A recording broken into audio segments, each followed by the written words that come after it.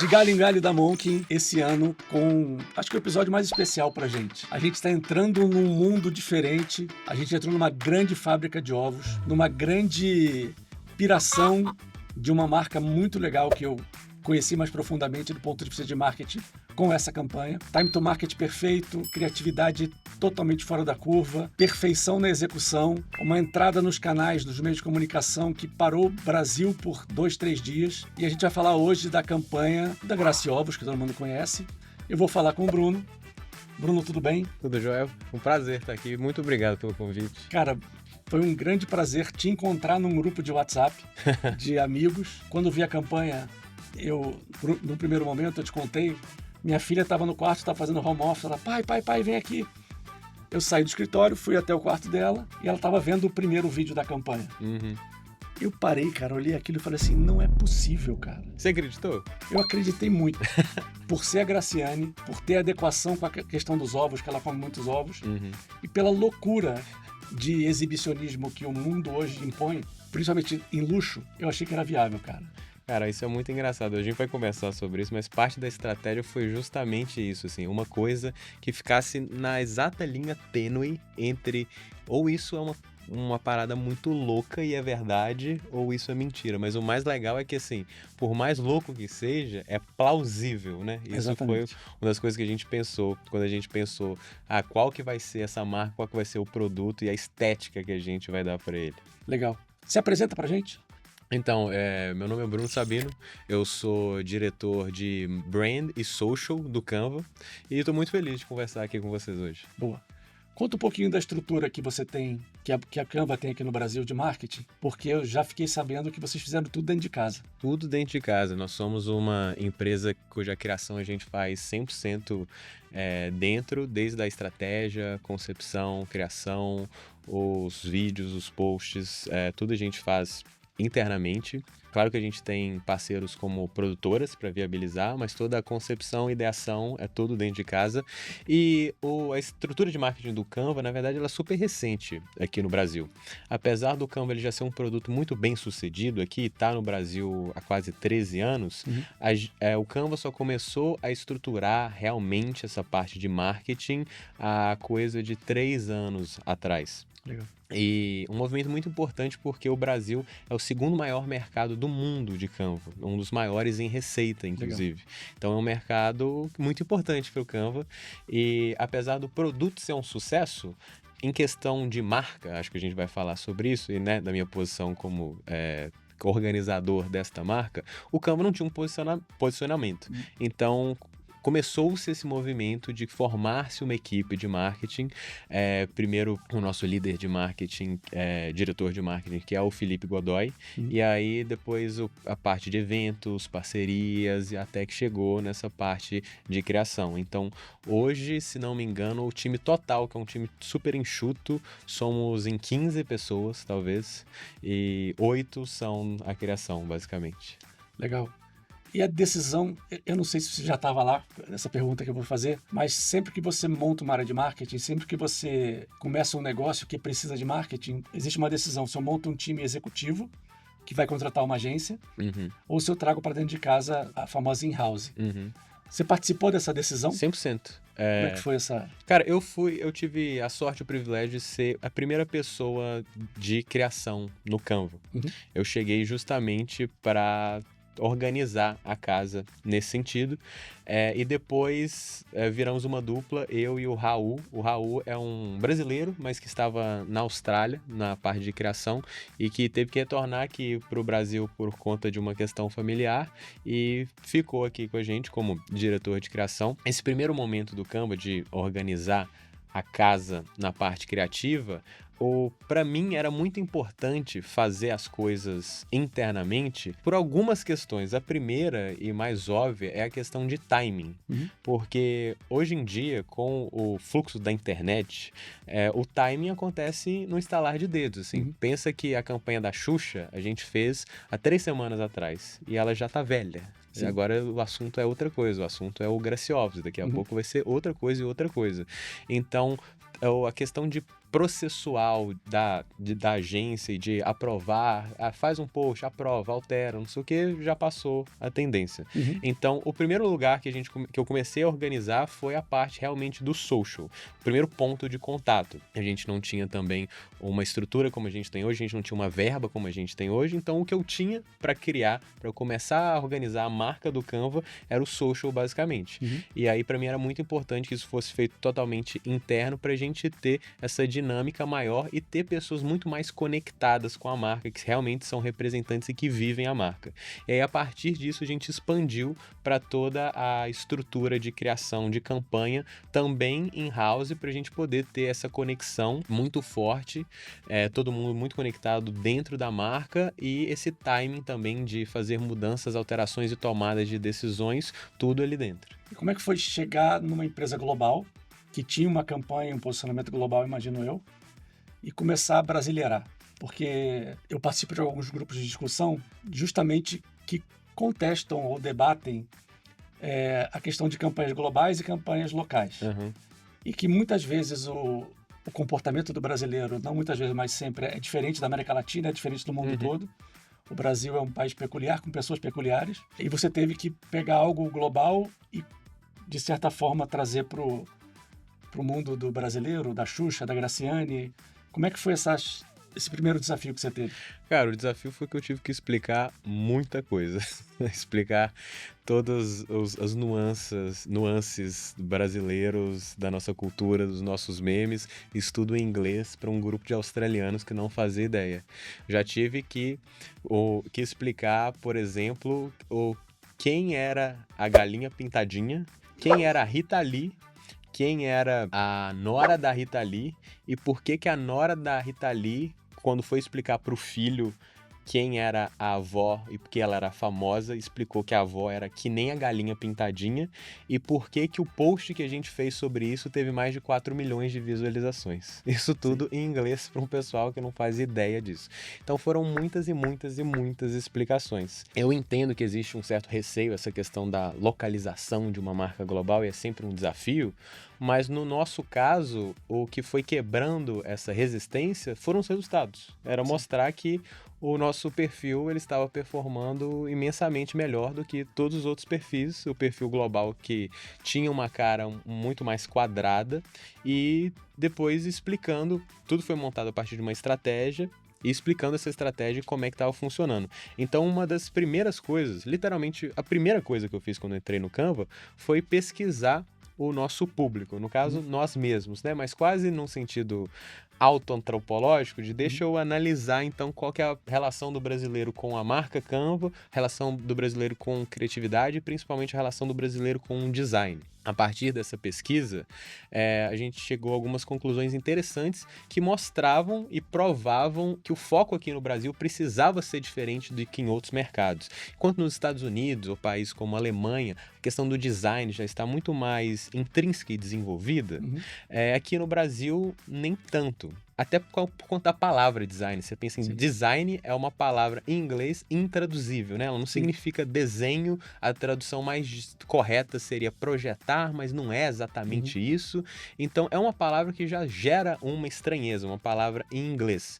E, basicamente, a conclusão dessa pesquisa é que, apesar do brasileiro, nós sermos um povo naturalmente criativo, se a gente não sabe como fazer, a gente vai fazer de todo jeito. E isso é ótimo. Isso é ótimo para uma plataforma que nem o Canva, mas quando a gente vai falar de design, a gente percebe que existe um afastamento e um medo desse termo e desse universo. Primeiro porque o conhecimento de design por muito tempo ele ficou fechado e limitado ao o estudo universitário de design. A gente sabe que educação universitária é um privilégio no Brasil e que o design ele é muito mais do que apenas o que a gente acontece na faculdade. O design existe e está em todas as coisas que a gente faz, mas não existe essa percepção clara. Segundo porque os softwares de design são super caros, né? Na pesquisa que eu fiz os softwares mais famosos, eles chegam a custar 20% de um salário mínimo no Brasil, que é uma coisa incabível, e ainda por cima muitos deles são em inglês, o que é mais uma barreira. A barreira é incrível, é difícil de... E também são, a maioria desses softwares que são utilizados majoritariamente no computador. E hoje em dia a gente sabe que cerca de 40% da população que tem computador, a população que utiliza a internet, 99% está no celular e cerca de 43%, se não me engano, está no computador. Então isso vai gerando um gap gigante que faz com que a pessoa não se sinta que design não é uma coisa para ela. Tem medo do design. Isso é design, então não é para mim, eu não sei fazer, eu não vou mexer. E ao mesmo tempo que a gente é um povo muito criativo, a gente tem esse medo de design. Então é uma grande oportunidade, mas também um grande desafio para o Canva, que é, beleza, essa galera, o Brasil, eles precisam de um aplicativo que seja simples e que democratize o design, mas se fosse só ter o produto, eu não precisava ter sido contratado, né? A gente precisava comunicar isso de uma maneira que as pessoas quisessem ver e quisessem entender e conseguissem entender que o Canva é essa ferramenta democrática de uma maneira que realmente os entretesse. Que aí foi a segunda parte da minha pesquisa, que é, beleza, o que a gente, como brasileiro, consome nas redes sociais, como é que funciona a dinâmica aqui e como é que o Canva pode se apropriar dessa dinâmica para comunicar essa facilidade. Maravilha. E qual foi a primeira iniciativa que você teve de campanha, né? Como é que você estreou do ponto de vista de marqueteiro e de campanha dentro do Canva? Então, foi um processo construído degrauzinho a degrauzinho. Então, antes mesmo de fazer a campanha... Já tinha o Canva Brasil?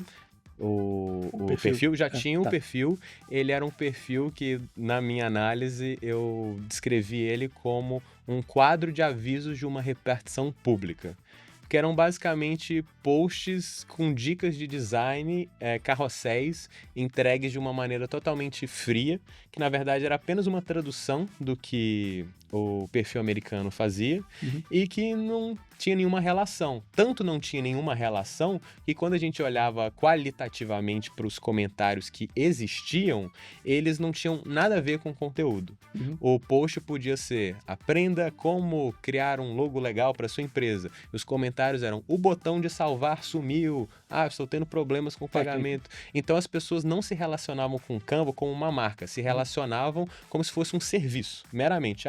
A sua internet parou de funcionar, você vai lá reclamar. Você não ama o seu provedor de internet. Você quer a sua internet, pronto, acabou e não me enche o saco. Era assim que as pessoas se relacionavam com o Canva antes dessa transformação. Então, o primeiro passo para a gente chegar nas campanhas que a gente chegou, muito antes, foi começar essa conversa, essa reconexão com o público, ou melhor, essa primeira conexão com o público pelas redes sociais.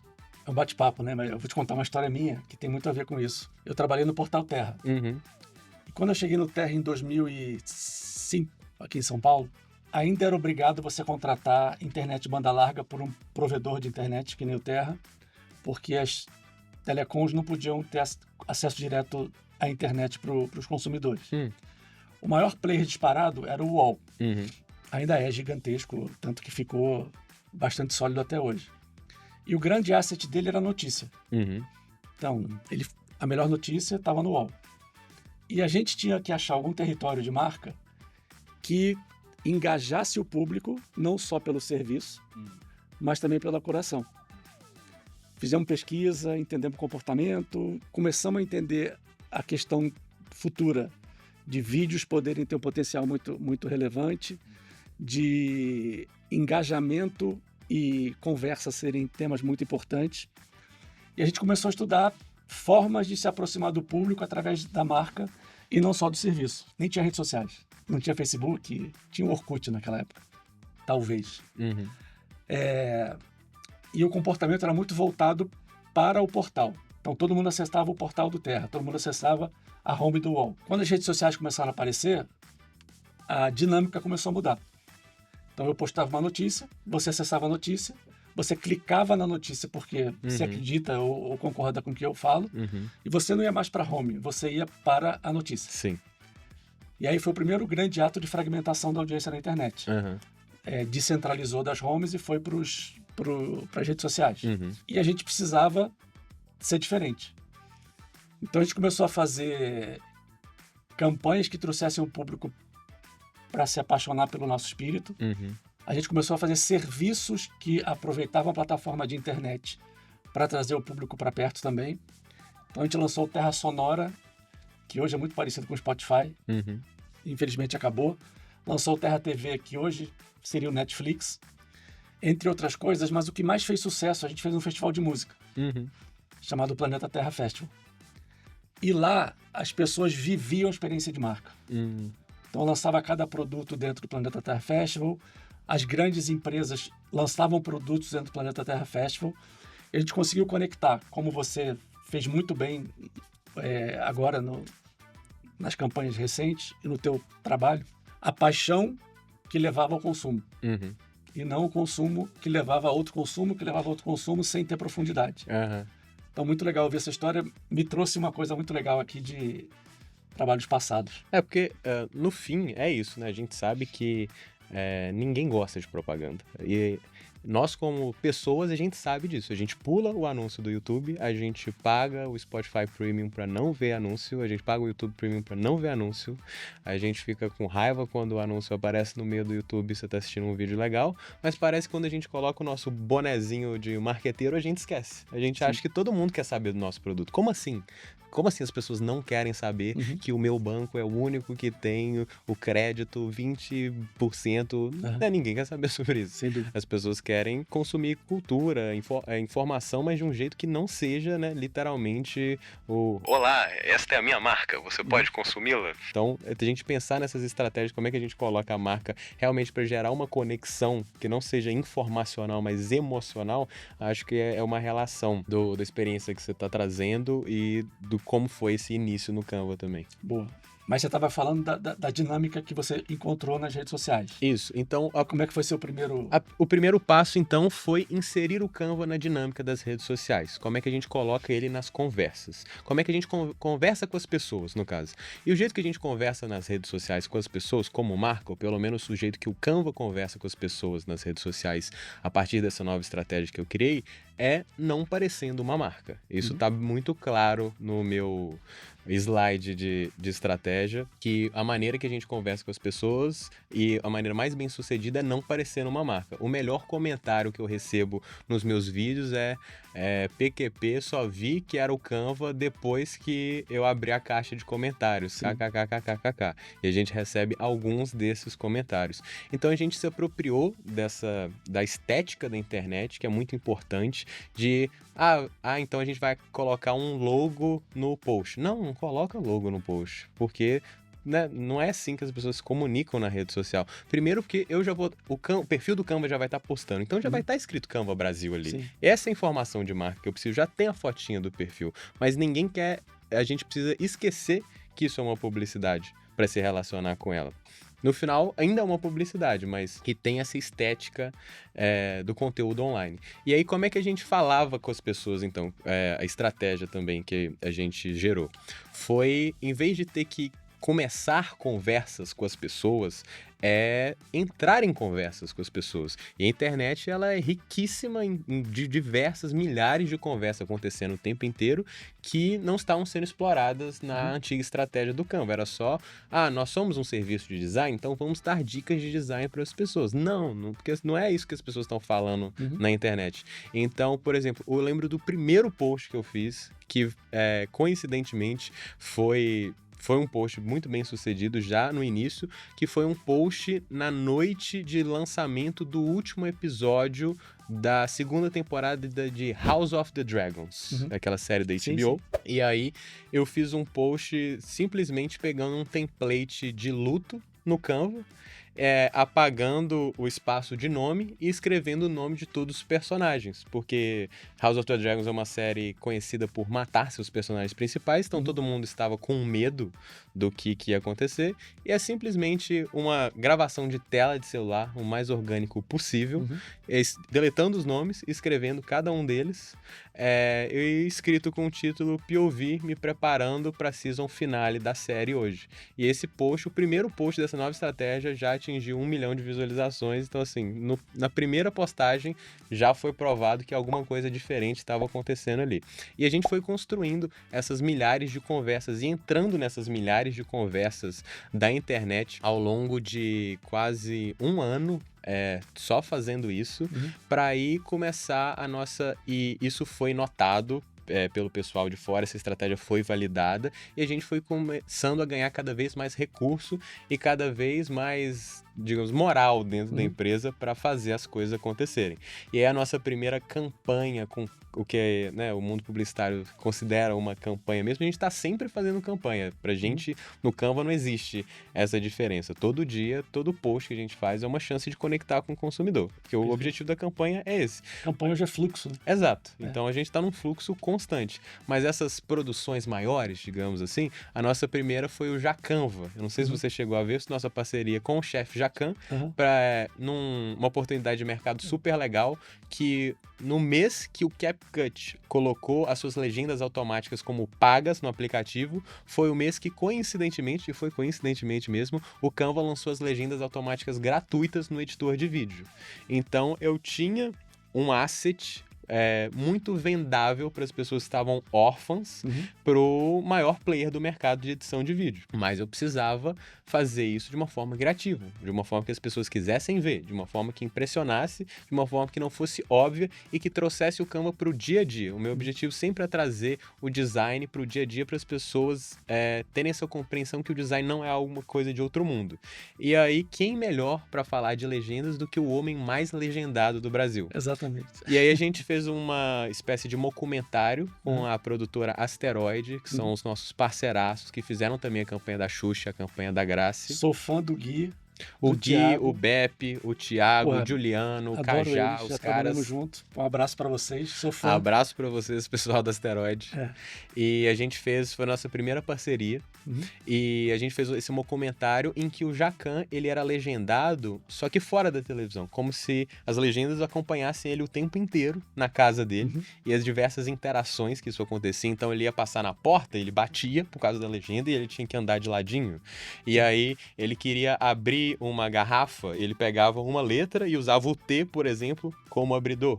E aí só no final, assim como todas as publicidades que a gente faz, você ia descobrir que estava sendo legendado o tempo inteiro, porque agora ele usava as legendas automáticas do Canva. Grátis. Foi uma campanha totalmente social first, que nasceu no social, ela habitou o perfil do Jacan em parceria com o Canva, mas que foi postado de maneira totalmente orgânica e também explodiu milhares de visualizações, e aí foi o primeiro momento de marca, assim, que a gente realmente criou um momento.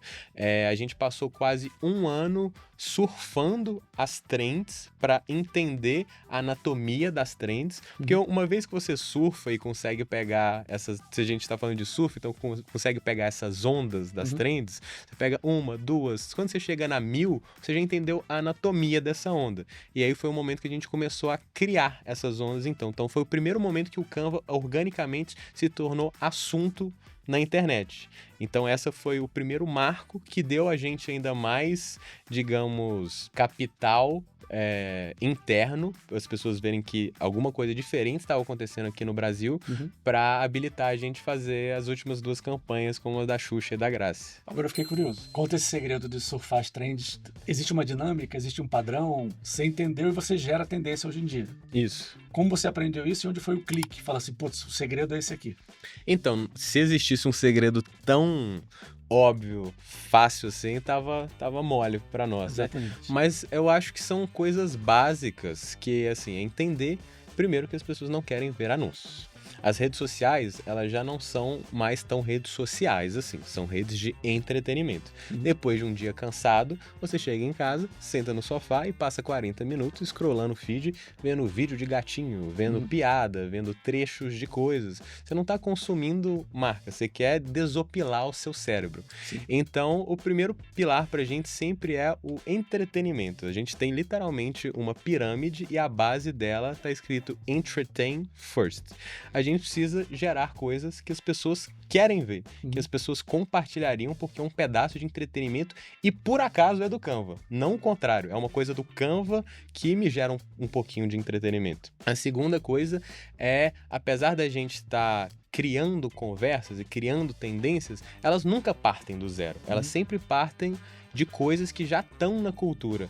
Porque na nossa visão, na minha visão dentro do Canva, comunicação, ela não é ela bem feita, para ela estourar a bolha, ela não é meramente informação, ela é cultura também. Então a gente vai buscar, a gente não tá buscando, claro que a gente quer resultado, mas a métrica principal e o principal objetivo que nos guia sempre não vai ser primordialmente esse resultado a todo custo, mas é essa coisa de entretenimento e como é que eu faço para criar algo culturalmente relevante. Sim. Então, por exemplo, o Jacquin já existia essa piada de ninguém entender o Jacquin sem legenda. Como é que as pessoas conversam com o Jacquin fora da televisão se ele não é legendado? Várias piadas sobre isso. A Xuxa também, 1 bilhão de piadas, inclusive 1 bilhão de piadas que já foram feitas em publicidades, então teve um desafio a mais de como é que a gente inovava isso. Mas, de novo, os produtos da Xuxa, né, a sandália da Xuxa, o chiclete da Xuxa, isso tudo são verdades que a Xuxa criou, né, zilhões de produtos no auge dela. Sim. E que agora os baixinhos dela cresceram. Então, se ela fosse lançar produtos, teriam que ser produtos coerentes com a vida desses baixinhos que não são tão baixinhos assim. Sim. E a Graciane, a mesma coisa. Já estavam ali todas as piadas sobre a Graciane come 40 ovos por dia. Essa mulher, ela tinha que abrir uma granja dela. Então, a gente não inventa nada, mas a gente usa a nossa marca como uma plataforma para fazer algo muito bem feito que as pessoas já gostariam naturalmente de ver. Eu acho que esses são alguns dos ingredientes de como é que a gente constrói essa anatomia de uma onda nossa. Aqui eu vou começar a pegar num ponto que a gente vai passar por ele algumas vezes, que é da coragem. É muito difícil a gente encontrar profissionais de marketing e, consequentemente, produtoras e, consequentemente, agências que tenham hoje em dia coragem, ousadia de criar um filme ou uma campanha sem marca, por exemplo. Ou criar uma marca para representar sua marca, nem fudendo, né? E eu acho que o mercado ficou muito pasteurizado. Você falou aqui que o perfil da Canva parecia uma repartição pública. Me deu um insight de, cara, para mim o marketing hoje parece uma grande repartição pública. Você tem os vales, você tem as descidas e as subidas, mas é tudo muito flat. Então é chato você estar na rede social. Eu vejo besteiras e todo mundo vê besteirinhas na rede social, mas a gente é interrompido cada vez mais por publicidade. E a publicidade não tem a visão que você está colocando. Sim. É sempre alguém que eventualmente traz um insight bom, mas que a logomarca está aqui do lado, o preço está aqui do lado, e a marca tem que aparecer muito rápido para garantir o emprego do CMO, para garantir o emprego da agência, e você acaba ficando um mundo mais triste. A publicidade sempre foi tão legal. Até a década de 90, anos 2000, você tinha uma liberdade maior de criar marcas, criar histórias. E hoje em dia é tudo, se não vendeu, eu não quero. Se não bateu a meta do trimestre, eu não quero. Eu sinto que vocês têm essa ousadia. Isso é muito legal de ver. E vocês têm uma construção de longo prazo. Com certeza. Então, como é o teu privilégio de ter essa autonomia para fazer isso? E aonde o seu perfil e o perfil do teu time se encaixaram e estão podendo aproveitar essa oportunidade? Cara, eu acho que são duas coisas. A primeira é isso que acontece quando você coloca um criativo para sentar numa cadeira de marketing. Porque quando você tem uma pessoa de marketing opinando ou controlando o criativo, geralmente essa pessoa está pensando que marketing é informação ou venda. Eu preciso informar as pessoas que o meu produto ou serviço está à venda, ou eu preciso fazer com que esse anúncio se converta numa venda o mais rápido possível, de uma coisa, né, quase de instantânea de curto prazo. E não se constrói cultura assim, porque, de novo, para nós no Canva, comunicação não é informação, comunicação é cultura, e dentro dessa cultura a gente injeta informação, mas é sempre cultura. Então, a gente não pensa em comunicação como marketing, a gente pensa como vamos criar um momento cultural, vamos criar peças culturais, até os nossos posts. E aí a segunda parte é o fato da criação do Canva, ela ter nascido desse lugar do social, porque o social, cara, ele te ensina muito, porque se os seus 3 primeiros segundos não forem interessantes, a pessoa vai pular e vai estar lá na métrica do seu vídeo que em 2 segundos as pessoas pularam o seu vídeo. O social, ele é muito cruel nesse sentido. Então a gente aprende na marra que se você começar com marca, o seu vídeo foi pro lado. Então você tem que ter um gancho poderoso, um gancho que segure a pessoa pelo interesse dela e não pelo interesse seu como CMO que quer vender.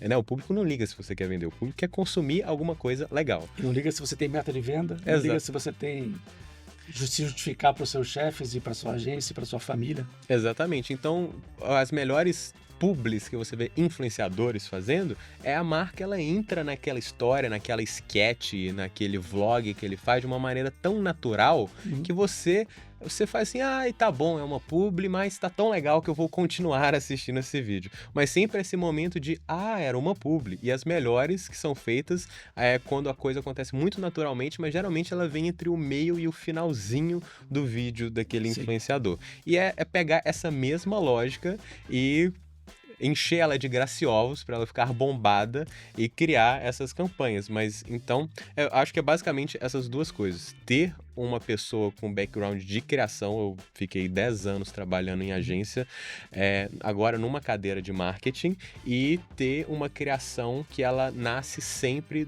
da lógica do social, que é uma lógica de entretenimento. Muito legal. Tô aqui refletindo que eu passei por várias marcas, né? Eu passei por agência e sempre tinha mais don'ts do que do.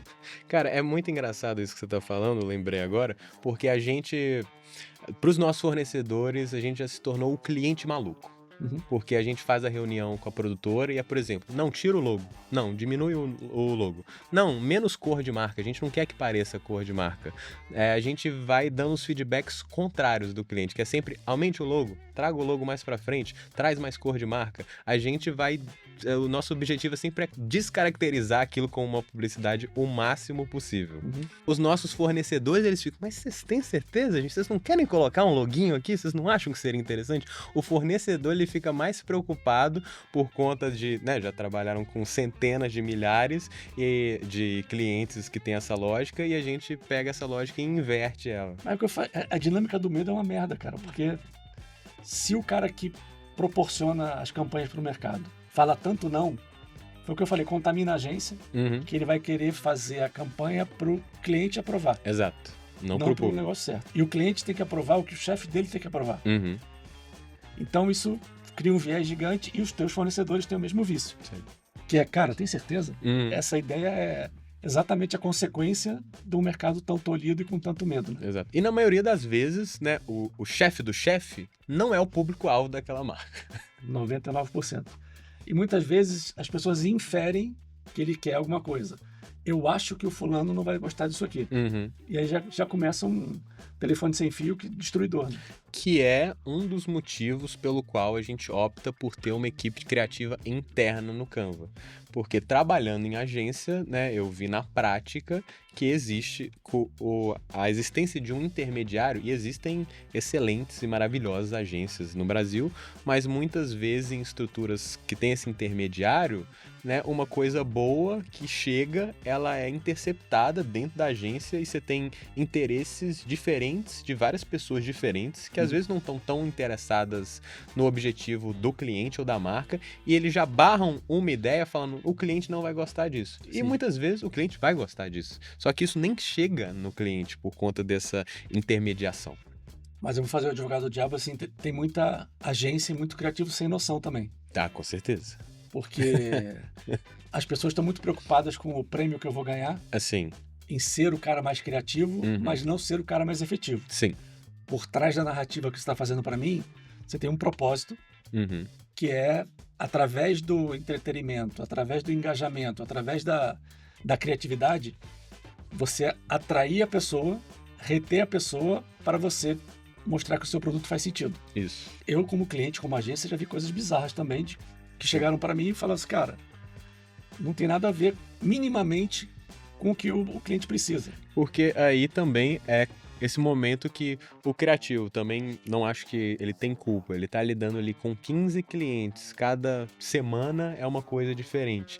Ele não tem tempo para se debruçar nem sobre a marca e muitas vezes nem sabe os objetivos a longo prazo, a médio prazo dessa marca. Sim. Realmente, aí ele acaba tendo que criar por interesse do que ele acredita que seja esse interesse da marca, e às vezes não é.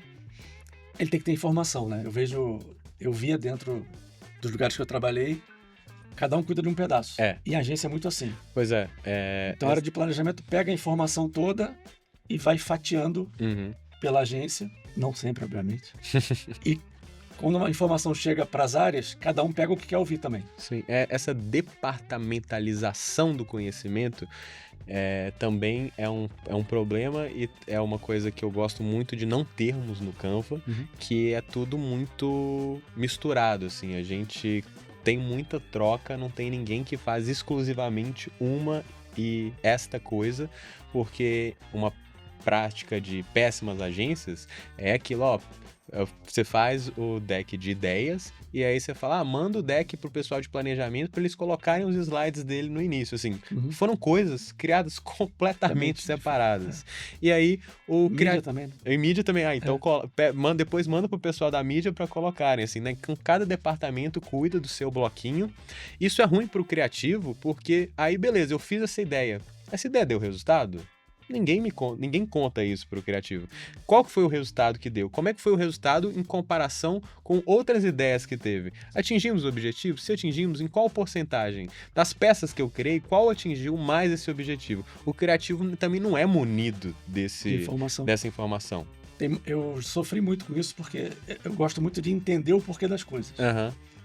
O que é uma desgraça, né? Porque quando você tem esse perfil, se você não entende o porquê, você não consegue ir pra frente. Mas por quê? Mas por que eu tenho que fazer desse jeito? Mas eu me movimento... Eu gosto de saber o porquê para poder crescer, evoluir, fazer com que tenha mais resultado.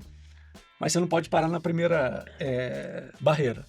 Mas eu ia falar isso porque, assim, eu já fiz muita campanha de venda online que o cliente só me dava o resultado, eu só tinha o resultado até o clique da compra. Eu não sabia se comprava ou não.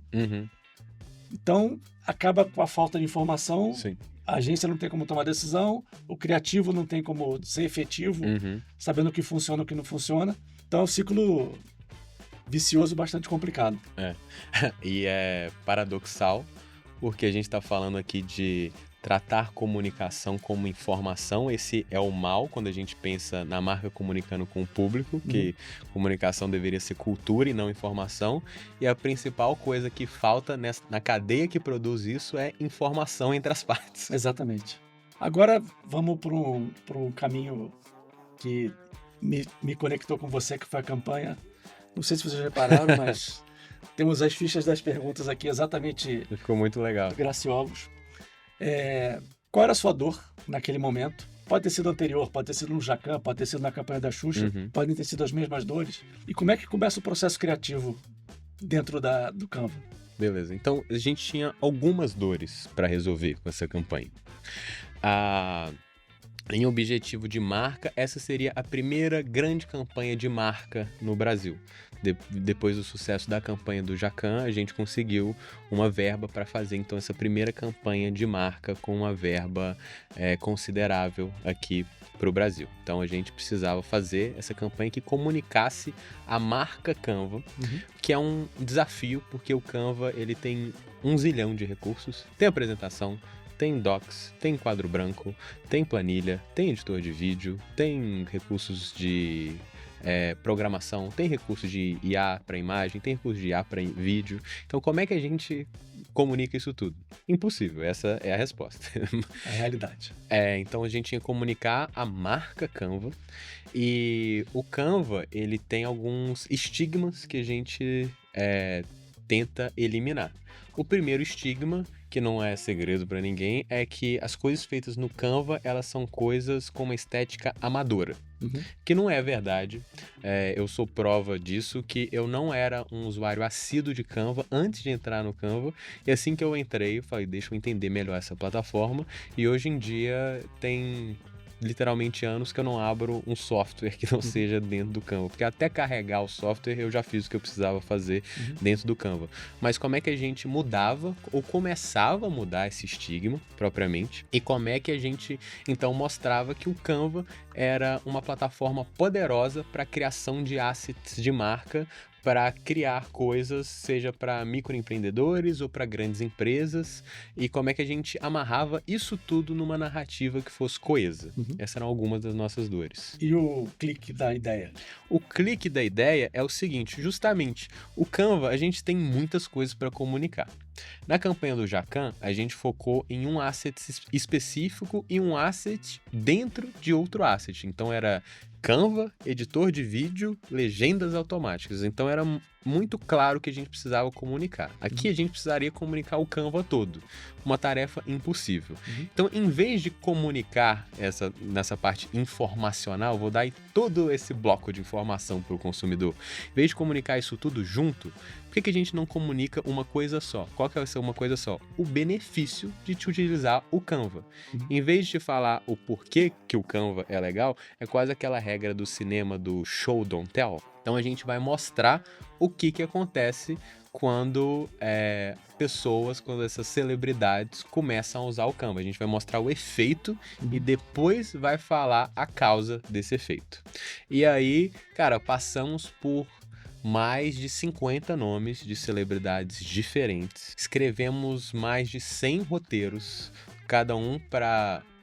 Pelo menos um para cada uma dessas celebridades. E pra gente testar, a gente fazer esse teste criativo. O legal de ter uma equipe criativa interna é isso. A gente tá na dúvida, se fosse uma agência, não, passa pra agência, aí espera 2 semanas, aí eles trazem pra gente, aí não é exatamente o que a gente quer. Não, no time interno, pessoal, vamos escrever agora um roteiro de Graciane, vamos ver se sai alguma coisa? Então vamos, você escreve um, eu escrevo outro, você escreve outro, daqui a 1 hora a gente se fala, beleza? Beleza. Fecha a chamada, entra, todo mundo fala a ideia. Não, isso aqui é legal, vamos juntar isso aqui com isso aqui? Não, acho que não é nesse caminho, então já tem uma coisa aqui. Não, acho que dá para escrever alguns roteiros com Graciane, por exemplo. A gente passou por várias celebridades, mas a Graciane foi uma das primeiras por conta dessa questão da tensão cultural. É sempre o que a gente está procurando também. Tem que ter uma tensão cultural. A coisa, ela precisa despertar algum sentimento em você. Poderia, né, tem vários famosos que poderiam criar várias empresas fictícias, mas quando a gente chegou no meio do brainstorming, e se a Graciane tivesse uma marca de ovo? Isso gerou um risinho no canto da boca de todo mundo que estava criando, e isso é um excelente sinal. E aí a gente foi estudando como é que seria essa marca. Então vai ser uma granja meio fazenda, assim, a Graciana fazendeira, não sei o que, a gente chegou a passar por isso, mas não, e se fosse uma marca de luxo, porque existe esse movimento das influencers e blogueiras criando suas próprias marcas, né? Então esse foi o insight principal. De novo, tensão cultural e coisas que já estão acontecendo, a gente não tá reinventando a roda. Sim. A campanha da Graciane só é factível porque existe a Boca Rosa, porque existe a marca de maquiagem de várias outras blogueiras, a marca de beleza, de sabão, de várias outras blogueiras que ficam lançando seus produtos. E aí a gente achou que então uma marca de luxo de ovo seria algo muito bizarro, mas que daria para ser feito de uma forma factível, de deixar as pessoas com dúvida. É o caos organizado. Exatamente. Eu acho incrível isso, porque muitas vezes você pensa, se eu misturar ovos com luxo, com uma influencer, não vai ter um caminho. Mas, de fato, se você tem cabeça aberta, você consegue encontrar qualquer caminho. A questão do risinho no canto da boca, para mim, é muito sintomático, que alguma coisa pode ir para frente, ainda mais quando é consenso. Deixa eu entender um pouco mais a questão do teste. Tá. Vocês testam entre si? Ou vocês têm um cantinho, tem um grupo de amigos, tem um grupo no Zoom, que você joga a ideia e vê a reação das pessoas? Não, primeiro a gente testa entre si, assim, a gente tem uma equipe muito conectada e esses testes que eu falei que a gente escreveu mais de 100 roteiros para diversas celebridades, isso tudo foi entre a gente e a gente faz a nossa seleção ali. Aí quando a ideia tá mais definida, aí óbvio, você vira para um amigo e fala, se a Graciane aí lançasse uma marca de ovos, aí a pessoa dá uma risada. Então isso já é um bom sinal, você já vai coletando. Mas é um teste muito interno que a gente faz. Nas palestras que a gente dá, eu e o Edu, a gente fala muito sobre essa questão de testar, né? Principalmente quando você é uma marca grande, você se sente na obrigação de estar mais próximo da certeza do bom resultado possível. Então você acaba tentando fazer um teste de campanha com algum instituto de pesquisa que vai falar com 100, 50 pessoas e vai demorar um mês para acontecer. Aham. E muitas vezes a pessoa senta para responder a pesquisa para se sentir inteligente ou diferente do que de fato ele é. Uhum. Não, a gente fez teste para essa campanha, teste de pesquisa assim, saiu depois que a campanha já estava no ar. Sim. E o resultado não foi bom. Fala, não, então. talvez não seja interessante fazer essa campanha. Belo teste. E eu falo o seguinte, cara, testar, você pode testar em casa. Uhum. Você pode testar num grupo de 50 funcionários da empresa. Uhum. Basta você ter um cantinho onde você possa ser corajoso, errar sem ser criticado, sem ser demitido e saber como as coisas evoluem. E eu acho que é mais simples também, cara, assim. É só você pensar assim, eu consumiria esse conteúdo? Se eu não estivesse trabalhando nessa marca, se esse vídeo passasse no meu feed, eu assistiria isso? Se você não precisa, né, ser um gênio da escrita ou da publicidade, porque você consome conteúdo o dia inteiro. E muitas vezes é tipo assim, não. Então não é uma ideia legal. Mas você tem que ter mais de um eu, senão você cai Exatamente. no erro de fazer campanha para você e você não é todo mundo. Exatamente. Tem que ter um grupo diverso ali para ver se isso funciona, né, fora da sua cabeça, obviamente. Sim. Boa. E aí definiu-se pela Graciane, definiu-se a questão de serem ovos de luxo, e aí você tem uma concepção estética que vai a partir daí, imagino. Sim. E planejamento. Sim. Me conta, eu queria destrinchar isso, porque eu tenho uma teoria que eu vou falar daqui a pouco. Tá bom. Então eu queria destrinchar, decidimos que é a Graciane, decidimos que é um ovo de luxo. Beleza. Como seguiu? Como se seguiu? Se seguiu com a nossa excelente designer do Canva, a Laísa. Laísa, se você estiver assistindo isso... Estará. Adoramos você, muito obrigado. A Laísa é uma designer excepcional. Cara, você tem que ver o board de pesquisa sobre ovos da Laísa. A gente entrou numa reunião e ela deu uma aula pra gente sobre a história do ovo. Ela foi em religiões antigas e viu que o ovo estava lá. Ela foi no Rococó e viu como é que eles trabalhavam o ovo e os arabescos e o significado do ovo em diversas culturas. Isso para fazer uma publicidade do Canva de uma marca que nem ia existir. Mas assim, ela fez uma pesquisa que marcas de verdade não fazem para criarem as suas marcas. E aí ela fez toda essa pesquisa conceitual primeiro, para depois fazer uma pesquisa estética, pesquisando diversas marcas de luxo, obviamente não só de alimento, mas de moda, de beleza, etc. Ela entendeu qual que era o código que cada um usava e deu essa aula pra gente, assim. Existe o luxo clássico, que é quando a gente fala, por exemplo, de Dolce & Gabbana, a gente fala de Louis Vuitton, e eles usam esses códigos, é essa fotografia, é esse jeito, é essa fonte, mas tem o novo luxo, que é, por exemplo, o Miu Miu, que é um luxo que ele quase que parodia o luxo antigo, mas ainda de uma maneira luxuosa. Então ela abriu assim 3 caminhos diferentes a partir dessa pesquisa conceitual e aí a partir desses 3 caminhos a gente escolheu o que a gente acreditava mais e aí desenvolveu-se pelo menos 2 versões da marca da Graciane e a gente optou pela marca que existe, ou melhor, existiu por 24 horas essa semana. Tem a ver com a Blue Box das alianças? Cara, tem, pra caramba. Um dos conceitos originais tinha esse azul, esse verde Tiffany, que a gente puxou propositalmente pra um azul mais Canva. Boa. Por que será? Não. Tá, passamos do design. Próximo passo. Próximo passo, assim, em paralelo. Estávamos eu, João Antônio Bibito, Daniel Pinheiro, Raul e Felipe Sorani nas nossas salas de roteiro virtual, pensando como é que a gente ia deixar isso a coisa, de novo, que tem com mais entretenimento possível. Qual que é essa história que a gente ia contar, como é que ia ser esses filmes Heroes. Sim. Então, a gente começou, a gente separou os momentos da campanha que a gente queria, e é isso, vamos ver que piadas a gente consegue fazer com Graciane. E a gente fez um puta estudo sobre Graciane.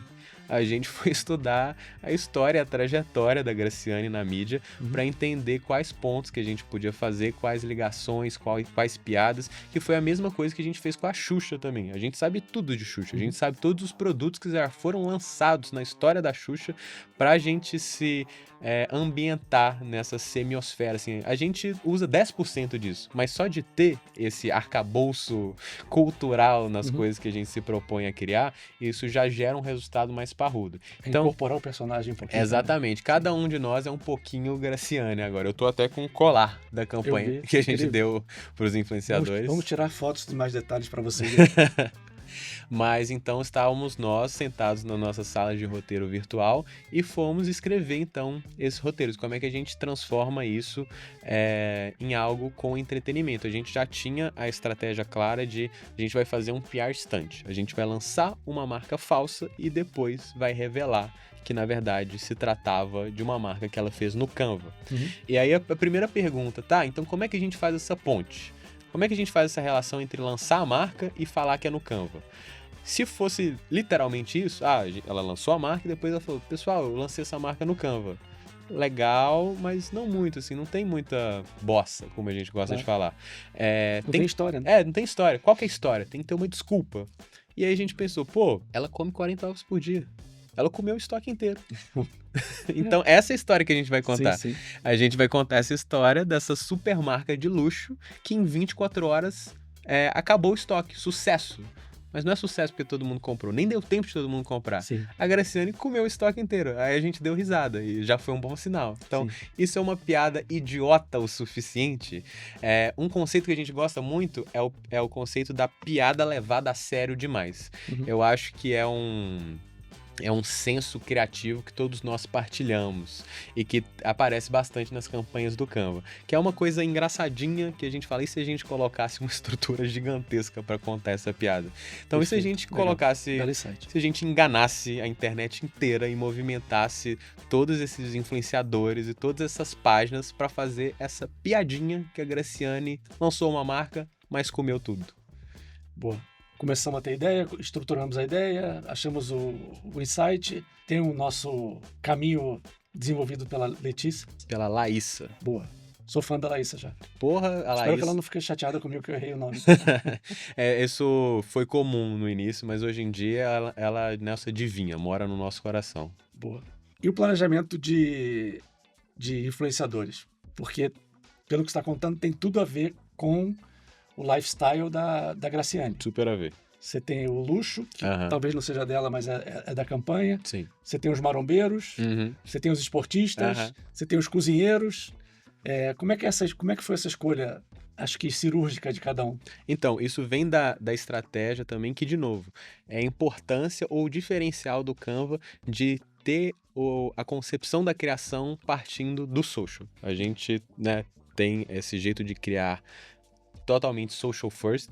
A gente fala que branding sem o social é só uma apresentação muito inteligente que não serve para nada, porque ela não vai desaguar em nada, e que o social sem o branding é só um post que não constrói nada. A gente já usou influenciadores em outras campanhas, já viu trabalhando com eles, e a gente entende a importância para fazer com que a marca fosse mais crível ainda, ter influenciadores que receberiam esses kits, para utilizar a paródia de um formato que já acontece na internet, de novo essa coisa de pegar algo que já existe, que é o unboxing. Então, os influenciadores... Meus recebidos! Exatamente, os recebidos. Os influenciadores vão fazer recebidos de Graça e Ovos. É isso. E aí, a gente contou com o nosso super parceiro, que é a M-Field, o Flavinho, o Gabi, a Aline, a Angel, todo mundo do time, muito empenhado em pensar quais seriam esses melhores nomes. Junto com eles, eu defini quais que seriam os nichos. Então, a gente tinha um Excel, literalmente, que tinha assim...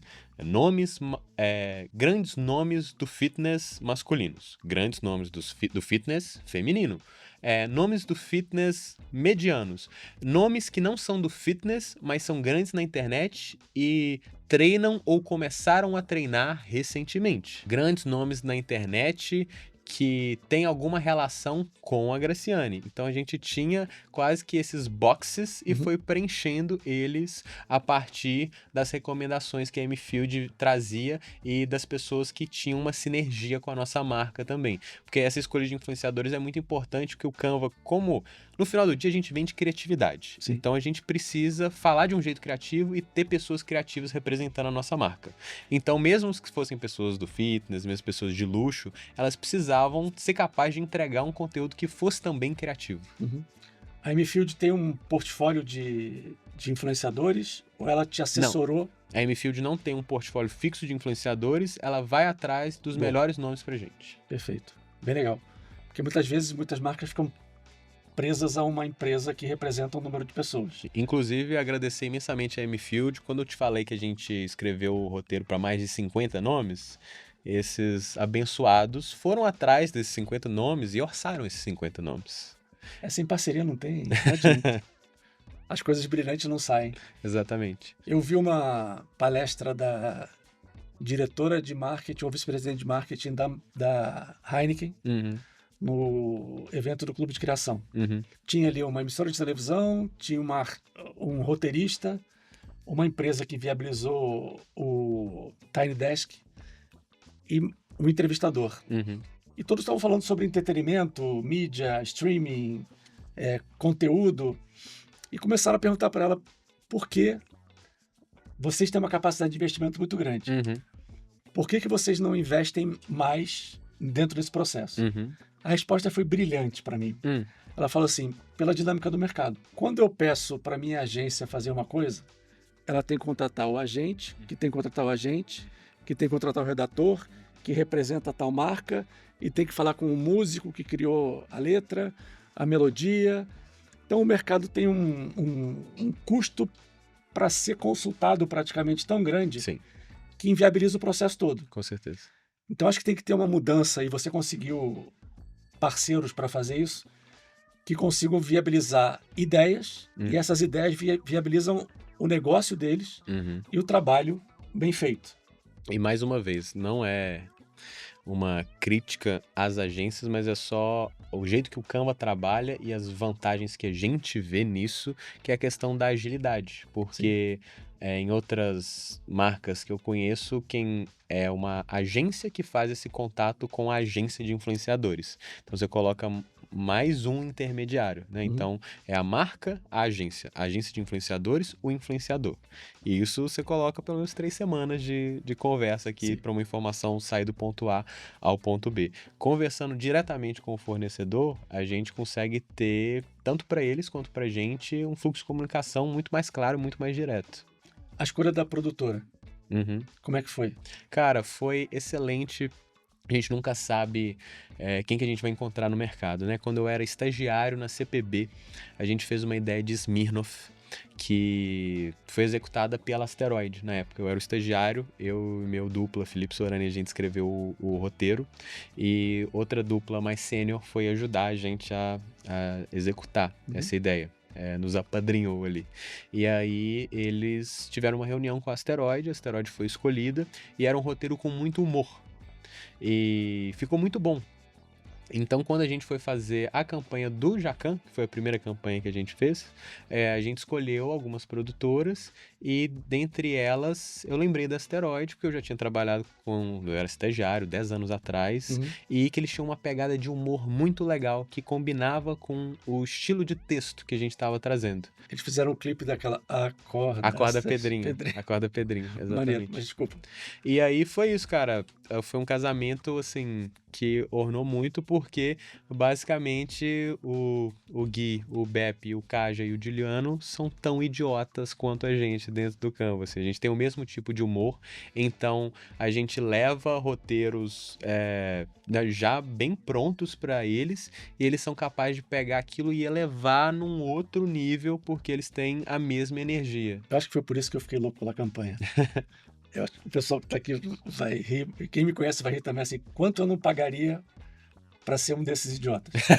Puta merda, cara. Para mim isso é o prazer de estar integrado com gente que pensa que nem você e que curte e que não tem trava para fazer coisa legal. Eu até brinquei aqui, vou cobrar dele, assim, os brindes mais legais que eu recebi na vida foram um casaco e um boné da Asteroid. Ah, esse aí é raro, viu? É, né? Inclusive, quando eu era estagiário, o Renatão, que era esse redator que nos apadrinhou, ele sempre ia com o boné da Asteroid. E eu falava, nossa, que boné foda, eu quero um Preto dia... com Exatamente. a logo aqui. Falei, um dia eu quero esse boné. E aí, no set do Jacanva, eles me deram o mesmo bonezinho, foi um fechamento de ciclo, assim. Legal. Fica a dica, viu? E tinha um casaco também que era irado. Ah, eu ganhei, preto, eu ganhei. que tinha logo, tinha história aqui e atrás, que se eu te falar que meu filho, eu ganhei em 2018, meu filho tem até hoje. É, os itens da Asteroid São incríveis. são raros. Sim. Então, e como é que foi o processo de mídia? Teve investimento em mídia, provavelmente, para dar uma faísca. Aham. E o planejamento de mídia? Vocês têm mídia in-house também? Não, Como é que foi o processo? A parte de mídia a gente faz com um parceiro também. O Canva, globalmente, é parceiro de uma agência de mídia chamada OMD. E então todas as campanhas que o Canva faz no mundo, quem faz o planejamento de mídia são eles. A gente internamente definiu a quantidade de filmes que a gente queria veicular em cada meio. Eles cuidaram da parte de mídia quando a gente fala de mídia mais tradicional, out of home, TV e agora os serviços de streaming que estão tendo anúncio também. A parte de mídia do social, aí a gente já faz internamente. Mas eles são os responsáveis, a gente definiu os roteiros que a gente acreditavam que funcionariam em TV, em formatos de propaganda mais intrusiva, como a gente chama internamente. E eles foram os responsáveis por definir exatamente quais os veículos de comunicação. Que veículos vocês usaram? Estão usando? A gente está usando basicamente todos os streamings. A gente está na Netflix, na Amazon, na HBO. Basicamente todos os streamings. Com esses filmes? Com esses filmes. Tá. Tanto da Xuxa quanto da Graça estão no ar enquanto a gente está falando. A gente tá na TV aberta também, todos os canais de TV aberta, alguns canais de TV fechada, e em out of homes em São Paulo, no Rio e em Belo Horizonte. Vocês têm vertical e horizontal, então? Vertical e horizontal. Eu não vi horizontal ainda, tô curioso. Em São Paulo é difícil, né? Vai ter que ir pra BH, vai ter que ir pro Rio. Eu percebi de fora que teve um pace para as coisas acontecerem. Foi terça. A gente lançou a marca falsa segunda-feira, a gente revelou ela terça-feira. Então, eu tive o privilégio de acompanhar desde o começo. Então eu vi a coisa acontecendo. Eu vi o primeiro filme sendo lançado, eu comecei a ver, fiquei hiperfoco no filme. Depois eu entrei de novo no perfil, já tinha um segundo filme. Inclusive, desculpa te interromper, mas essa coisa sobre a interdisciplinaridade, né? Na nossa equipe, apesar da gente ter para essa parte de criação mais clássica, a gente tem sim a Laísa, por exemplo, que é uma designer. A gente tem o Felipe, que é um redator. Mas lá a gente faz um pouquinho de tudo, e na equipe mais de social, que é a parte que eu comando de maneira mais próxima, a gente brinca que nós somos ornitorrincos. Então todo mundo escreve, todo mundo edita vídeo, todo mundo faz imagem. O texto do lançamento, que você gostou bastante, ele nasceu basicamente da pesquisa que a Laísa fez, da pesquisa conceitual que ela fez. Tem todos os ovos ali da história que você contou. Exatamente. Então veio da pesquisa de uma designer, que talvez isso numa agência se perderia, porque ela estaria incumbida da parte visual. E é isso, não, você cuida do visual, você não mexe no texto. Perfeito. E aí, pra mim, foi um planejamento muito bem executado. Você pode falar, não, eu fui subindo e não... eu não tinha um critério exatamente para isso, a gente só tinha que subir todas as peças. Mas as histórias foram se conectando, eu via muita peça estática e vi os vídeos. Comecei a entrar no feed... Eram as galinhas, os ovos com o dourado, o amarelo e o azul. Você não sabia que tinha um vídeo por trás daquilo. Você clicava numa galinha e aparecia o Zé Roberto. Sim. Então essa surpresa foi muito bem feita, essa provocação foi muito bem feita. No dia seguinte foi a revelação. Isso. Já estava tudo pronto, obviamente. E aí veio uma questão, quanto tempo vocês demoraram para... da necessidade da campanha, concepção, até colocar no ar? Cara, a gente começou a pensar nas coisas em agosto, e a gente colocou ela no ar. Graciane foi ao ar dia 24 de novembro, né? 4 meses. Assim, agosto a gente começou a pensar Graciane e Xuxa. Então são essas duas campanhas que, na verdade, fazem parte de uma campanha maior, que é o nosso conceito do Faz Bonito com Canva. Legal. Eu escrevi um artigo que não foi pro ar ainda, mas eu falo que Muitos clientes ou agências exigem ideias em 24 horas, 48 horas, e depois ficam 3 meses, está escrito exatamente o timing por acaso, ficam 3 meses tentando consertar aquela campanha para forçar o objetivo que eles querem.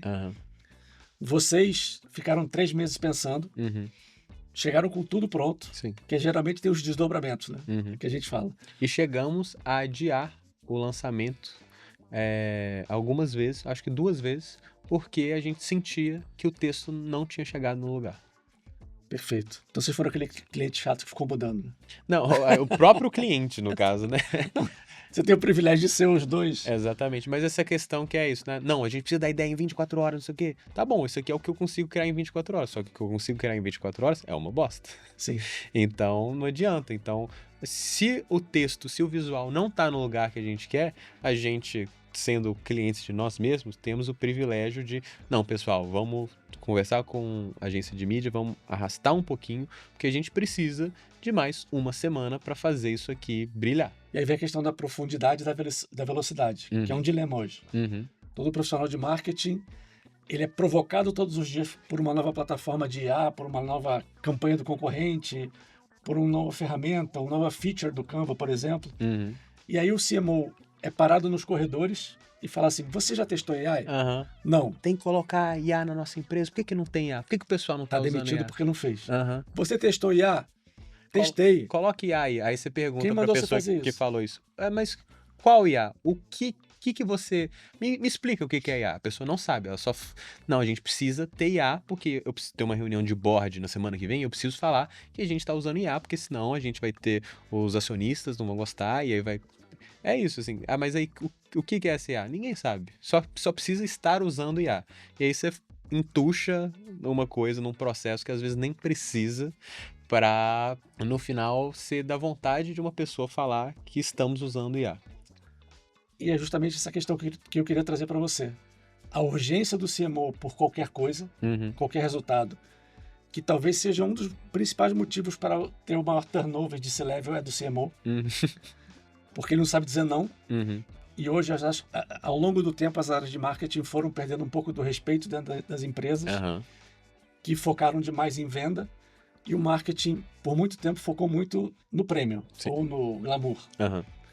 E em algum momento ele se perdeu e o termo, isso é coisa de marqueteiro, cara, me dói demais, cara, porque a gente é responsável por vendas, por criatividade, por cuidar da marca, cuidar do cliente. E tá nessa questão de coisa de marqueteiro, para mim, é uma tristeza. Mas essa questão de pressa versus profundidade... Você já me respondeu um pouco com fatos, mas o quanto você vê isso e o quanto a agilidade é importante e quanto a profundidade é importante. Cara, a gente cria com profundidade, a gente publica com pressa, basicamente. Então a gente levou 3 meses para conceber e produzir Graciovos, a gente revelou a marca em 24 horas, porque é o tempo da cultura hoje em dia. Hoje em dia a gente consome e interage com a cultura pela internet. E a internet tem uma velocidade, né, avassaladora, de modo que a campanha da Xuxa que a gente fez há 3 semanas atrás parece antiga. Parece que foi feito há 3 meses atrás. E são 3 semanas atrás. Então, é isso. A gente sempre cria com profundidade, mas a gente sabe que a gente precisa fazer essa publicação com pressa, que os tempos, eles são muito diminuídos na internet. Houve essa discussão. A gente vai criar a marca falsa.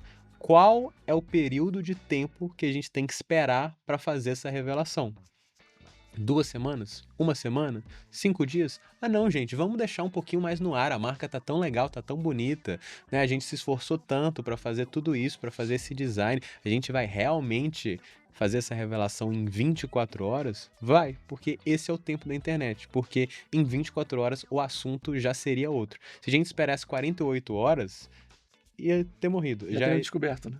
Assim, inclusive, nessas 24 horas, tiveram pessoas que descobriram. Porque a internet é isso. Teve um camarada que entrou no site do Graciosos, e aí do site ele pegou o código e jogou num site que mostra qual que é o IP, e aí achou que quem registrou o IP foi o Canva. Sim. Graças a Deus esse vídeo não viralizou o suficiente, mas é isso, sim, em menos de 24 horas já tivesse descoberto. Mas se a gente tivesse seguido esse zelo na publicação por, não, a gente fez com tanto esmero, então vamos aproveitar isso, não teria o mesmo efeito. Tá.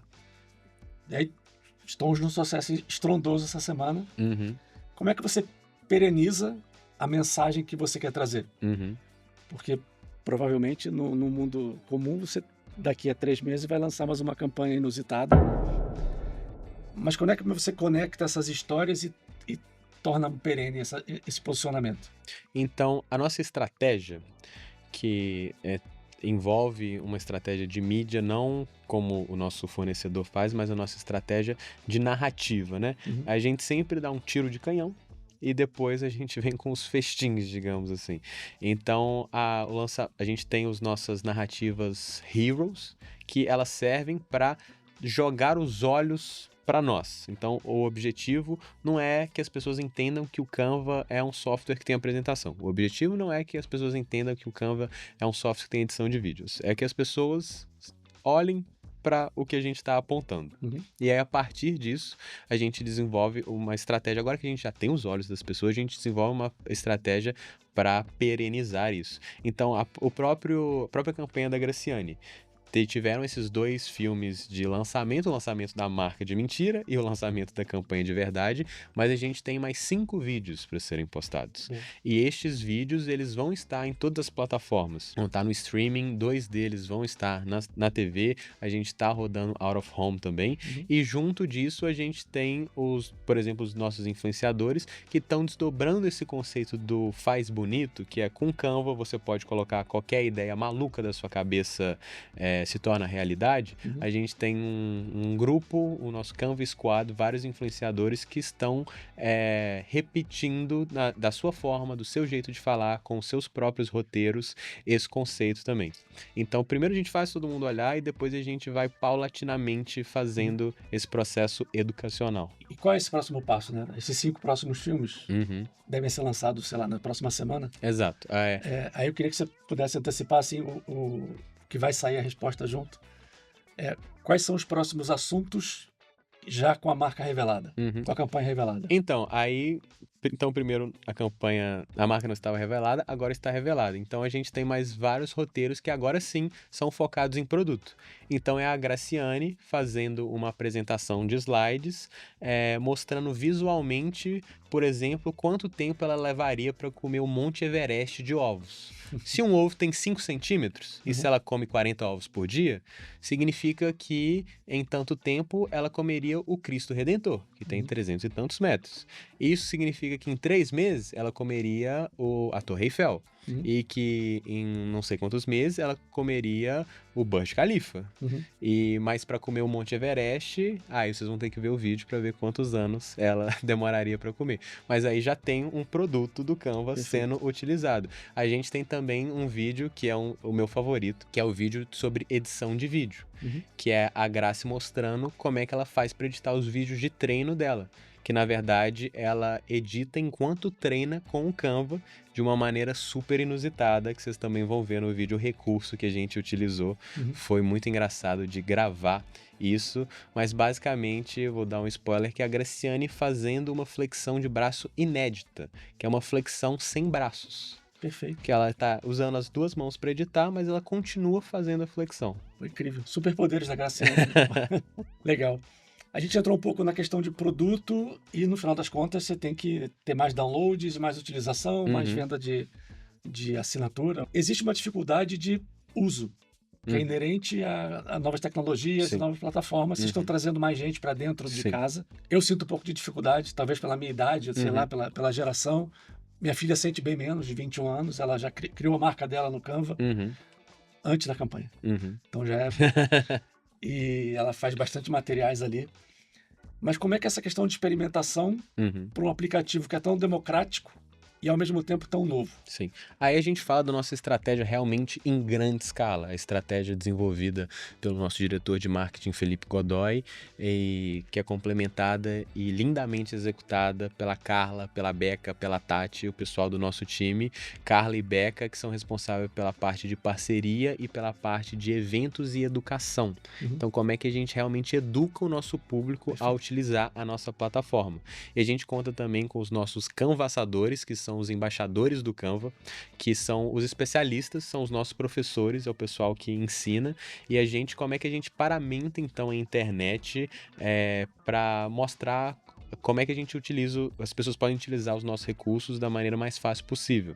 Então a gente tem, por exemplo, o Design School, que é um recurso dentro do Canva, que é uma série de exercícios práticos que você faz dentro do próprio Canva para te ensinar a fazer coisas, mas a gente sabe que até chegar no Canva também é um processo. Então a gente tem o nosso canal no YouTube com os nossos canvassadores que estão ensinando todos os recursos em vídeos curtos, em vídeos extremamente didáticos, em vídeos extremamente também nichados. Então assim, é como criar um post para sua hamburgueria.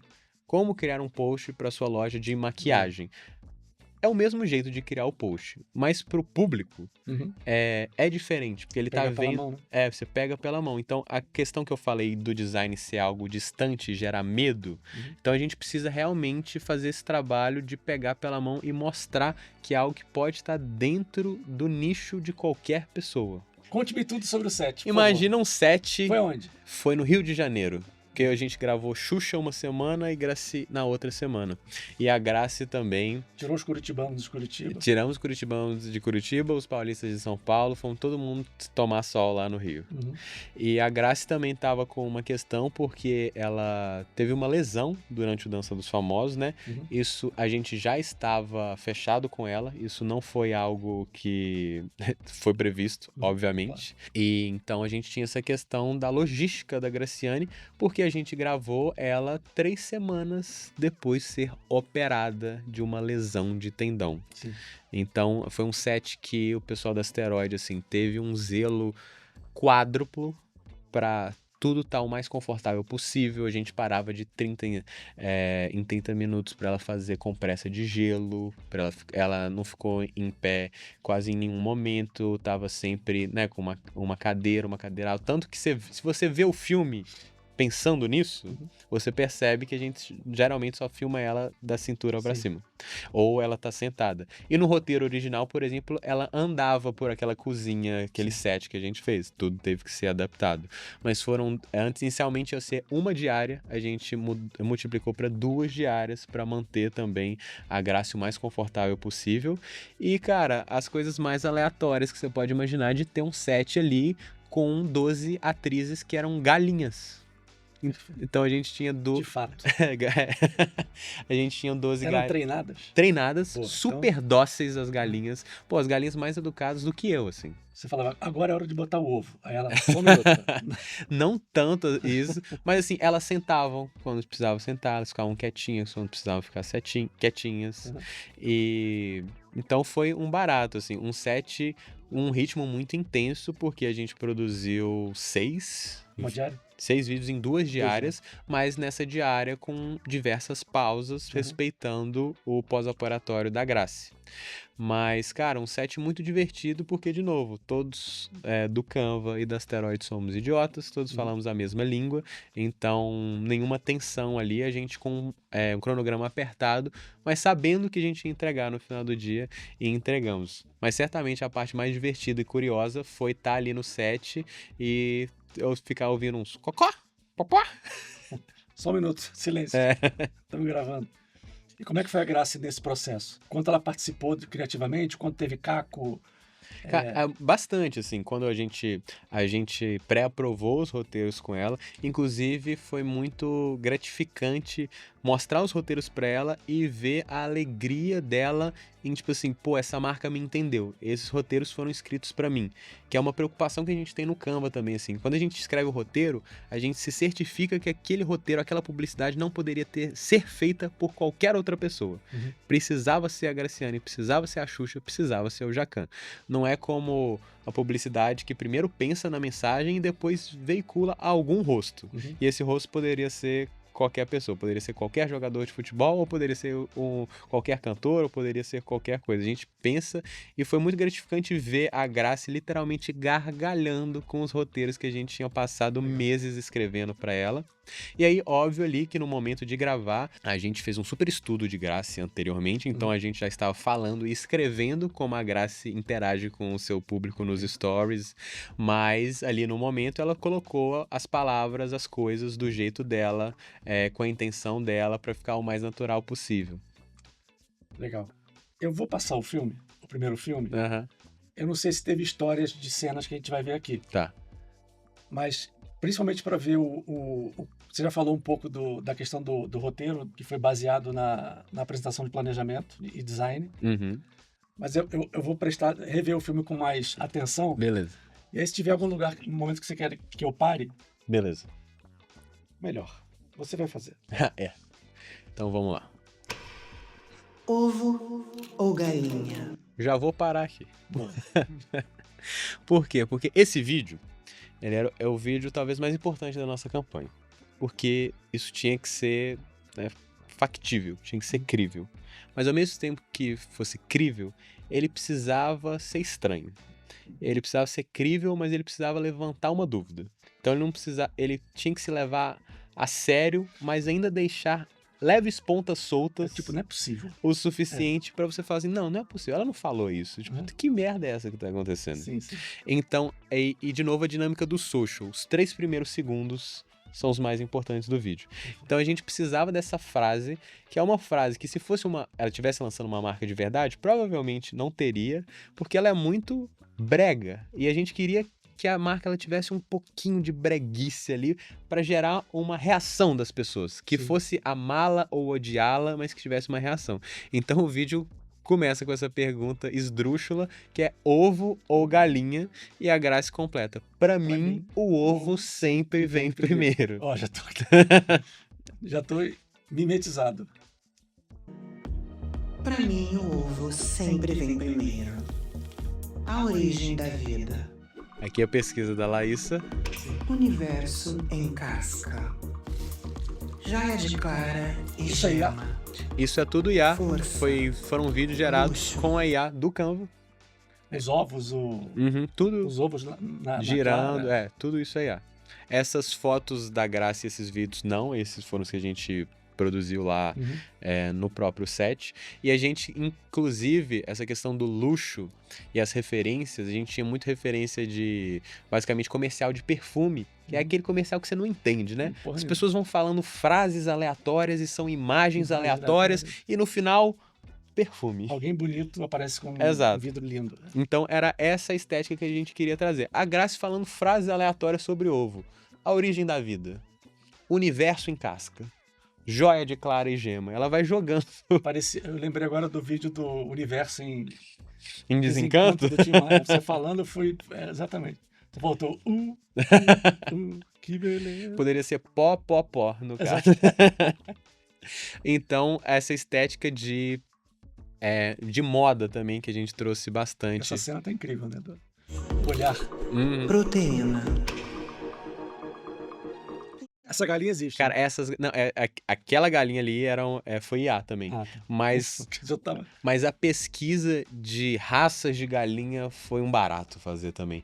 Porque a gente descobriu essas super galinhas, essas galinhas que parecem poodles, assim, elas Sim. são peludonas, elas parecem um cachorrinho de madame, Sim, só que elas exato. são galinhas. Exato. E aí veio essa ideia de, nessa pesquisa, então, as galinhas, elas são pets da Graciane, e a Graciane é como se fosse a louca dos gatos, só que agora ela é a louca das galinhas, então tem várias galinhas espalhadas Deve ter aumentado muito a busca por esse dessas tipo de galinhas, galinha, sem né? dúvida. Mas não é linda essa galinha, Eu não cara? duvido nada chegar no shopping Guatemi daqui uma semana Tem e alguém alguém com uma passeando galinha com a dessa galinha. numa bolsa Louis Vuitton, Graça. E aí, finalmente, a gente começa a revelar o Graça produto. Ovos. Minha linha de ovos exclusivos. O mesmo ovo com muito mais graça. Essa frase, cara, tipo assim, claramente proposital pra te irritar. é claro. Qual que é o diferencial? É o mesmo Mesmo ovo com muito mais graça. Perfeito. a questão da embalagem ali, né? Porque é uma caixa de joia. Uhum, é uma caixa de joia. Um bastidor sobre a caixa, alguma coisa... Cara, a gente testou vários modelos, assim, a gente queria que fosse algo luxuoso. Uhum. A referência é, sim, a Blue Box da Tiffany, Uhum. sem esconder nada. Tiveram algumas preocupações curiosas e interessantes. A gente queria que fosse uma caixa que pudesse ser aberta com apenas uma mão, pensando nos influenciadores que receberiam e fariam os recebidos, Legal. que muitos deles poderiam gravar em POV. Legal. Então eles tinham que ser capazes de tirar essa caixa da caixa de recebido com uma mão e abrir ela com uma mão. Um detalhe que fez com que a caixa, por exemplo, ela não tem um trinco, né? Ela apenas abre para você poder fazer com uma mão. Essa caixa, ela vinha com uma fita de tecido embaixo para você também conseguir tirar ela com uma mão. Entendi. De maneira fácil. Então, até o design da caixa foi pensado como é que isso ia aparecer no conteúdo dos influenciadores. E uma curiosidade super legal é que os ovos que a gente enviou para os influenciadores são ovos de verdade e eles têm na casca deles o logo da Graciane, que foi silcado ali. Não é um adesivo, é realmente ali impresso no ovo o logo da Graciovos, feito pelo pessoal da Diprod, querido amigo Di, que arrasou, assim, ele fez todos as indumentárias também, fez a caixa, e o cara conseguiu fazer o decalque de um logo na casca de um ovo de verdade. Vocês abriram o ovo e imprimiram e fecharam? Cara, eu não faço a menor ideia de como é que esse maluco conseguiu fazer isso, mas não tem um desafio que eu não dou pro Di, que assim, coisa de 3 segundos depois, ele fala com uma normalidade. Putz, não, isso aí, imprimir em ovo, legal. Tem um cara igual a ele aqui, ó. Léo, cadê? Não tá aqui, mas ele é igual. É fryer da Xuxa? Não, a gente faz tranquilo. Não, a gente pega e aí... Não, mas a gente queria que fosse fruta-cor, assim, furta-cor, espelhado. Não, isso aí a gente faz, não sei o que, não sei o que. O cara resolve todos os problemas. Legal. E foi de ouro mesmo o print? O quê? O do... Isso tudo é ouro de verdade? Ah, não ouro de verdade, era só ouro cenográfico. Vai ter que ser mais alto, né? Exatamente. Ovacione-se. E esse ovo dourado? Coisa estética, assim, que não precisa de explicação, é coisa comercial de perfume. Não existiu nunca um ovo dourado, Sim. mas é trazer essa coisa do luxo, do ouro, um ovo dourado, né? Perfeito. Coloca essas imagens meio que aleatórias no meio do filme. Podia ser o ticket do Willy Wonka, né? Exato, pensou na mesma coisa que eu. É isso, cara, e acabamos com a nossa bela logo do Graciovos. Muito legal. E que tipo de impacto você já teve que te deu orgulho, né? Eu vi que o Gov.br fez um filme absolutamente inspirado, chupado da campanha de vocês. Eu vi que tem gente fazendo unboxings fictícios, caixas fictícias. O que você viu até agora que te deu mais vontade de rir ou orgulho? Cara, eu acho que não tem resultado mais poderoso e surpreendente pra gente do que o governo do nosso país, na sua conta oficial, fazer uma paródia da publicidade da nossa marca. Assim, isso é histórico. É histórico, totalmente imprevisível, é uma loucura. Quando a gente viu isso, Cara, eu senti vontade de gritar no meio de casa. Foi no dia seguinte, né? Foi no dia seguinte. Os caras fizeram simplesmente o governo federal, a Casa Branca brasileira. Exatamente. Foi assim que eu tive que explicar para os gringos. A Casa Branca brasileira fez uma paródia da nossa publicidade. Acho que não tem repercussão maior do que essa. Mas uma coisa muito engraçada, isso foi engraçado. É isso que eu quero. Foi durante o lançamento falso. Dezenas e centenas de gurus de marketing elogiando a Graciane, que era o lançamento do século, que a Graciane era uma gênia do empreendedorismo e não sei o que lá. E então teve gente amando, teve gente odiando, mas o mais engraçado foi as pessoas que odiaram a marca e falam... Eu vi gente odiando o Canva. Então, não sei se você já viu, mas... Teve gente odiando a marca da Graciane. E aí depois que revelou que era um PR stunt do Canva, e aí depois, não, genial, não sei o quê. Então, mas as pessoas... O lance que Graciovos se tornou um assunto que as pessoas que vivem de pauta quente não poderiam perder. Sim. E tinham que emitir qualquer opinião a respeito. Isso foi muito engraçado de ver, assim. Não teve um nutricionista desses digital que não falou desse assunto. E no dia seguinte, eles foram obrigados a falar do Canva porque precisavam né, continuar essa história. Eu falei dos haters da campanha ligados ao Canva. Uhum. Isso me trouxe um paralelo grande sobre utilização de AI para audiovisual. Uhum. A crítica que tem é, putz, vão acabar as profissões envolvidas em audiovisual, vai ter uma dificuldade grande de recolocar essas pessoas, Uhum. que é um problema de fato que acontece. Uhum. Mas quando você tem uma plataforma que funciona da forma que o Canva funciona, Uhum. também tem 2 pontos. O primeiro é, as pessoas vão poder fazer com mais facilidade suas próprias campanhas. Uhum. E o segundo vai dar ferramenta para pessoas que saem de uma profissão, talvez, que esteja mais ameaçada e conseguem ter uma plataforma que faça esse tipo de trabalho. Sim. O que eu li foi mais ou menos isso, né? Tipo, agora tudo vai ser no Canva, eu não vou mais precisar ser produtor de conteúdo. Uma produtora ou o que seja. Uhum. Como é que vocês recebem isso? Cara, assim, eu entendo essa preocupação das pessoas. Eu acho que não é uma coisa específica do Canva, faz parte de um cenário maior que a gente está vivendo desde 2020, 2021, com o lançamento do ChatGPT. Eu, de maneira muito coincidente, né, eu comecei o meu mestrado em inteligência artificial em 2020, no TID, com a professora Lúcia Santaella, que é um patrimônio histórico brasileiro. Assim, a gente tem a vantagem da maior pensadora de IA e semiótica viva no planeta ser uma mulher brasileira que está dando aula aos 79 anos de idade e entende tudo sobre inteligência artificial aos 79 anos de idade. Para o próximo podcast. Tem que trazer a Lúcia Santaella Me aqui. ajuda que bom. Ela é um fenômeno, assim. A mulher abre a boca, eu fico assim, ó. Me dê o conhecimento. Ela foi a orientadora do meu mestrado. Privilégio. Cara, privilégio de séculos, assim. Eu citei ela no meu TCC, pra você ter uma ideia. E aí, eu estava fazendo a minha tese justamente sobre, e que foi entregue no ano passado, sobre a utilização de IAs no processo criativo para gerar imagens e como é que isso impacta o processo criativo humano. Então, eu, academicamente, fora do Canva, eu comecei esse mestrado, eu não trabalhava no Canva, eu estava interessado em entender justamente quais seriam os impactos no mercado, mas mais especificamente no processo criativo, né?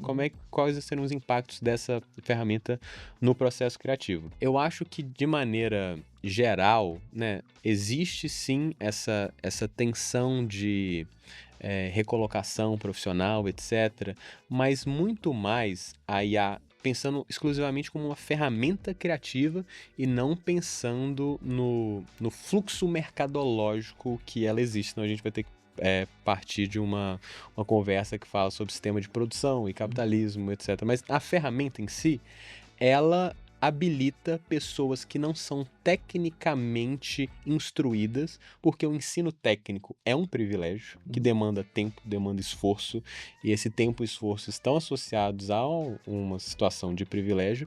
Ela habilita essas pessoas a serem capazes, com esforço também, porque criar com IA, vocês que criam, vocês sabem, não é simples. Você vai escrever o que você quer, a IA vai te dar uma coisa e vai ficar ruim. E aí você vai ter que conversar com ela e se resolver nesse processo. Mas assim, basicamente o Canva e as IAs, eu acho que eles não tomam um papel, porque não é como se... por exemplo, o pequeno negócio ou o médio negócio que está fazendo a sua identidade visual, o seu post no Instagram, que eles não iriam contratar um designer. Eles só não teriam esse post. Verdade. Então, ela muito mais habilita essas pessoas que não são tecnicamente hábeis para começar a criar essas coisas, porque a única coisa que você precisa tecnicamente é ser alfabetizado, quando a gente fala de IAs texto, imagem ou texto, vídeo, e a partir disso, inicia-se um processo criativo que é baseado na iteração, né? Na interação e na iteração. A iteração é o processo repetitivo de você colocar o mesmo comando ou ir modificando o seu comando levemente para entender o que sai dessa caixa preta que é a IA. Mas basicamente, tanto o Canva como a IA, eu acho que eles cumprem esse papel, não o de substituir um designer, tanto que, né, dentro do Canva temos vários designers que trabalham com Canva Sim. e trabalham no Canva, mas de habilitar essas pessoas que de nenhuma outra forma poderiam ter acesso a esses resultados com esse primor técnico. Show de bola. Você me conheceu agora. Aham. Que dica você me daria de qualquer assunto? E qualquer assunto? É. Pô, qualquer assunto é bem amplo, né? É porque às vezes você passa pela vida por algumas lições pessoais, profissionais, espirituais, que marcam muito a sua vida e você fala assim, cara, isso foi um privilégio ou isso foi um trauma que seja, que eu preciso passar isso à frente. Uhum. Essa perspectiva, esse olhar, esse aprendizado, essa piada. Cara, eu acho que talvez não se levar a sério demais. Acho que essa é uma coisa que eu levo para minha vida e que aplicamos no trabalho no Canva também, e talvez o mercado esteja precisando de um pouco disso, que é não se levar a sério demais. No final, a gente está fazendo marketing, comunicação, que é muito importante, que é, né, a amarra do nosso sistema econômico, é, né, a publicidade e o marketing. Então é sim muito importante, mas no final é apenas marketing. Existe aquele post, né? O mundo se o post subir à 1 da tarde. O mundo se o post não subir à 1 da Aí tarde. mudou tudo.